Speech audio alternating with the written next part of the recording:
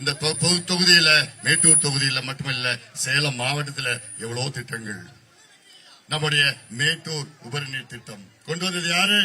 எடப்பாடி பழனிசாமி அவர்கள் முதலமைச்சர் இடத்துல. குறிப்பா நான் சொல்வது பெண்களுக்கு நான் சொல்லணும். இந்த 5 ஆண்டு காலம் திமுக ஆட்சியில அன்றாடம் பெண்கள் பாதிக்கப்பட்டிருக்கின்றார்கள். பெண் குழந்தைகளை கெடுத்து கொலை செய்து கொண்டிருக்கின்ற ஆட்சிதான் திமுக ஆட்சி. இது ஏதோ நான் சும்மா சொல்லணும்னு சொல்லலாமா? போன மாசமா கிருஷ்ணகிரி மாவட்டத்தில் ஒரு 2.5 வயசு குழந்தையை காணோம். அவங்க அப்பா அம்மா தேடி தேடி பார்த்தாங்க, கிடைக்கல. அடுத்த நாள் அந்த குழந்தை பிணமா கண்டுபிடிச்சாங்க. காவல்துறையில விசாரணை பண்ணப்போ காவல்துறையில கண்டுபிடிச்சது அந்த 2.5 வயசு குழந்தையை யாரோ கெடுத்து கொலை பண்ணிருக்கிறான். 2.5 வயசு.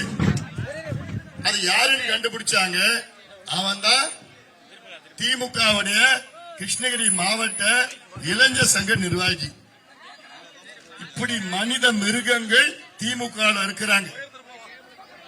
அதே போன மாசம் மேல்மருவத்தூர் பகுதியில் மதுராந்தகம் பகுதி, மதுராந்தகம் ஒன்றியம், அதுல 14 வயசு குழந்தைய காணும். தேடுறாங்க, ஸ்கூல் படிச்சுட்டு வீட்டுக்கு வருது, காணும். தேடுறாங்க, கிடைக்கல. அதுல 2 மனித மிருகம் போதையில அந்த குழந்தையை எடுத்துட்டு ஓடி போயிட்டான். அதே போன மாசம்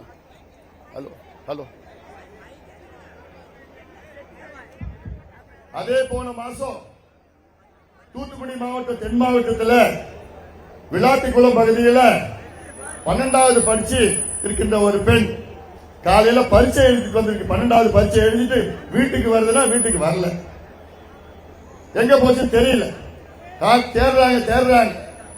அடுத்த நாள் அந்த பெண்ணு பக்கத்து காட்டுல பிணமா கண்டுபிடிக்கிறாங்க. அந்த குழந்தைய ஒரு மனித மிருகம் கெடுத்து கழுத்தறுத்து கொலை பண்ணிட்டான். 4 மாதத்திற்கு முன்புமா சென்னை பக்கத்துல கும்மிடிப்பூண்டின்னு ஒரு ஊர் இருக்கு. அதுல ஆரப்பாக்கம்னு ஒரு கிராமம். அந்த கிராமத்துல 8 வயசு குழந்தைய காணும். என்ன வயசு? 8 வயசு. பள்ளிக்கூடம் போயிட்டு வீட்டுக்கு சந்தோஷமா வருது, காணும். 3 மணி நேரம் தேடுறாங்க அப்பா அம்மா. ஐயோ என் குழந்தைங்க. 3 மணி நேரம் கழிச்சு அந்த குழந்தை ஒரு புதர்ல இருந்து அழுதுட்டு வருது.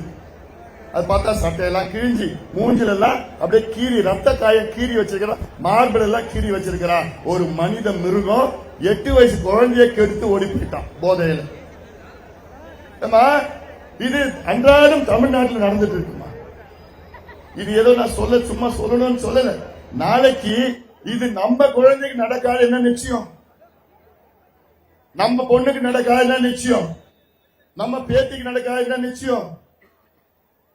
அதனாலதான் நான் கேட்கிறேன், இந்த துப்புக்கட்ட பெண்களுக்கு குழந்தைகளுக்கு பாதுகாப்பு வழங்க முடியாத ஒரு திமுக ஆட்சி வேணுமா?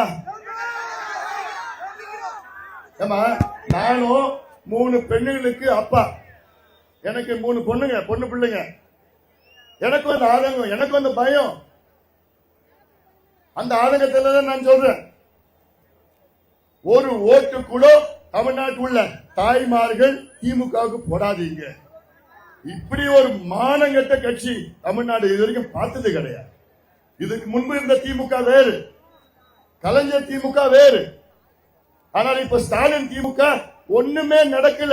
கொள்ளடிச்சிட்டு பெண்களை மானபங்கம், பெண்களை பாலியல் வன்கொடுமை, குழந்தைகளை கொலை செய்து, சாராயம் வித்து, கஞ்சா, உங்க பிள்ளைங்களுக்கு பேர பிள்ளைங்களுக்கு கஞ்சா, காக்கேன், ஹெராயின், அபின், ஃபென்டனைல், மித்தைலாம்பிட்டமின், LSD, இதெல்லாம் என்ன தெரியுமாமா?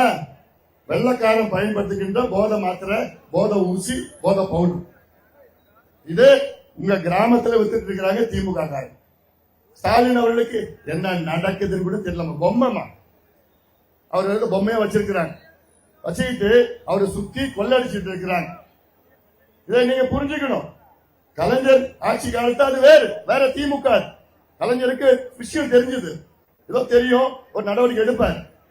ஆனா இவரு எதுவுமே தெரியலமா, சும்மா ஒரு பொம்மையை வச்சுக்கிட்டு ஒரு பேப்பரை கொடுத்துட்டு அந்த பேப்பரை படிச்சுட்டு போயிட்டு இருக்காரு, அவ்வளவுதான்.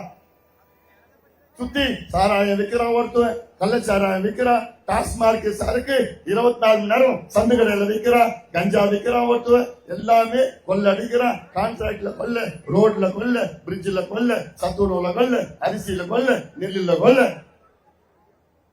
எல்லாத்திலையும் கொள்ள. அதனாலதான் நான் கேட்கிறேன், ஒரு மாற்றம் வரணும்னு சொல்லிட்டு தான் நாங்கெல்லாம் ஒன்னா சேர்ந்திருக்கோம். அந்த மாற்றம் அவசியம் வரணும். வந்தால்தான் உங்களை காப்பாற்ற முடியும், உங்க பிள்ளைகளை காப்பாற்ற முடியும், விவசாயத்தை காப்பாற்ற முடியும், நெசவை காப்பாற்ற முடியும். எடப்பாடி பழனிசாமி ஒரு விவசாயி தமிழ்நாட்டின் முதலமைச்சராக வந்தால்தான் விவசாயிகள் தமிழ்நாட்டில் மகிழ்ச்சியாக இருப்பார்கள். ஸ்டாலின் அவர்களுக்கும் விவசாயத்துக்கு தெரியுமா? ஏதாவது அவருக்கு ஒரு குவிண்டால் நெல்லுன்னு எவ்வளவு தெரியுமா? ஒரு மூட்டை நெல் எவ்வளவு பிடிப்பாங்கன்னு தெரியுமா? ஒரு குவிண்டால் நெல் உற்பத்தி செய்யறதுக்கு எவ்வளவு செலவாகும் தெரியுமா? எதுவும் தெரியாது. அப்போ எந்த அடிப்படையில் ஸ்டாலின் அவர்கள் உங்ககிட்ட ஓட்டு கேட்டுட்டு இருக்காரு? இதெல்லாம் நீங்க சிந்தித்து பாருங்க.